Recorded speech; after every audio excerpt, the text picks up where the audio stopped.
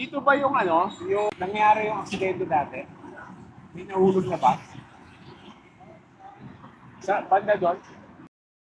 Imagine niyo ganong kataas, nahulog yung bus dito sa service road. Alam niyo po ba na merong pong aksidenteng nangyari? 12 taon na ang nakalilipas. May isang bus na nahulog galing sa Skyway at bumagsak ito sa West Service Road. So nandito tayo sa may East Service Road. Pumunta tayo sa may West kung saan nangyari yung malalang aksidente. 12 taon na yung nakalilipas. Dito sa Service Road, kilalang kilala to na lugar kung saan sobrang lala ng traffic. At the same time, marami ring mga motorcycle rider ang nai-involve sa isang banggaan. Disclaimer lang bago nating i-continue, hindi po tayo investigator, hindi po tayo naninira at nananakot ng mga kapwa nating rider or driver. Ito ay isang paalala sa ating mga motorista na bumabiyahe po araw-araw. Ang isa sa nakikita kong reference ay may mga tindahan at puno kung saan nangyari yung aksidente. Hindi ko alam kung ito yung exact location. Pero kasi may mga sunod-sunod na puno iyon. Subukan nating magtanong, humalap ng ibang information kung saan ba talaga nangyari yung pinaka-aksidente. Kumbaga sir, yung lugar doon sa may Severina, di ba may junk shop dito sir? Itong Carmela, junk shop. Unahan lang din ito, sir. Unahan din yan. Isang kaso dyan, junk shop. Sige sir, thank you po. Nakausap na, magpapagasana tayo dun sa gasoline boy pero cut off na daw sila. Mas mura kasi dun.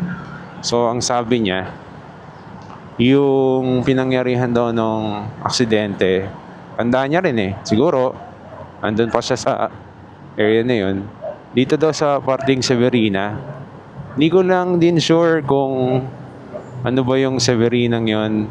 Village daw eh. Alam ko eto yun eh. Kasi may mga puno. Tapos, ayan, sunod-sunod. So, ito yung grotto. Eto? May puno yun eh. May reference ako based sa picture. Balik tayo. Hindi ka na dito eh. Bumalik lang ulit tayo kasi alam ko lumagpas na ako. Marami na kasing nagbago eh. 12 taon na kasing nakalipas.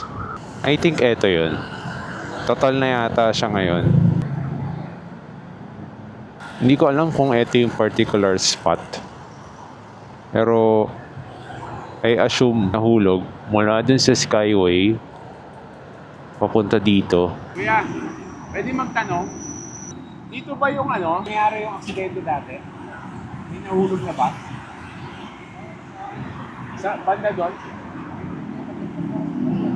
Alagpas din tayo. Ay, hindi dito. Ay, hindi. Kasi alam ko pero yung bus sa may junk shop. Sabi ni kuya, hindi daw dito. Doon daw sa may junk shop. Ang sabi nung bystander dito, I don't know kung tama rin yung pag-point niya ng location, ay banda daw doon. So, ibig sabihin, lagpas ako dun sa pinangyarihan. Base nga dun sa instructions ni kuya sa may junk shop. So, ito yung junk shop. And I'm not sure kung ito talaga yung pinaka-exact location. So,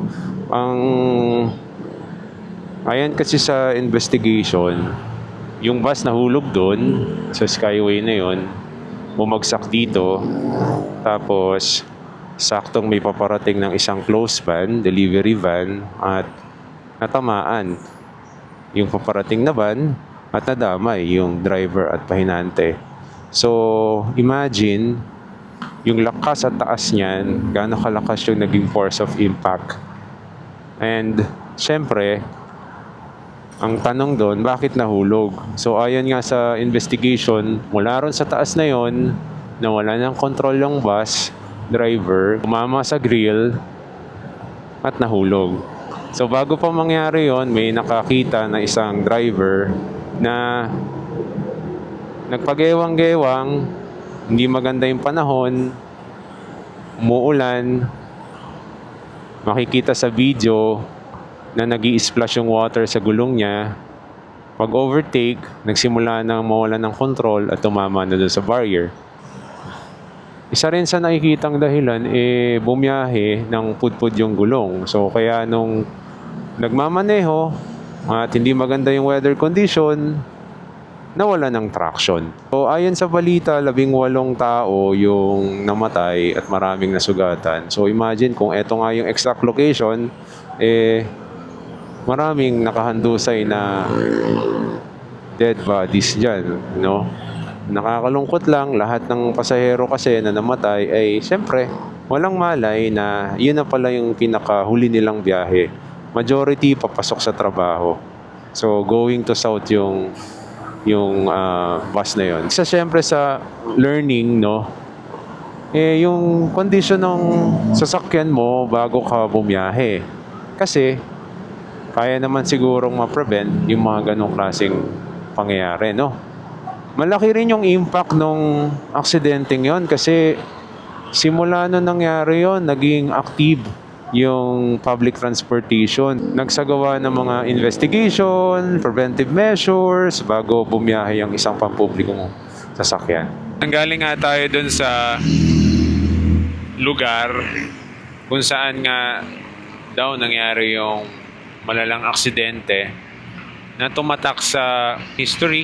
Sa pangyayaring yon, para sa akin, opinion ko lang to, preventable naman kung ang naging sanhi ng aksidente ay galing sa vehicle. Kung naging mapanuri lang siguro tayo mga driver bago bumiyahe, malamang siguro naiwasan yon. Sana ito ay maging aral na sa atin bilang mga motorista o driver kung kaano kahalaga, syempre, yung pinaka preventive measure. Close na natin tong videong to. This is Sander Moto. Ito po yung ating content na tinatawag ko na Kalye Serye. Mga nangyayari sa kalsada. Hindi po ito paninisi kundi paalala sa atin bilang mga motorista. That's it for today.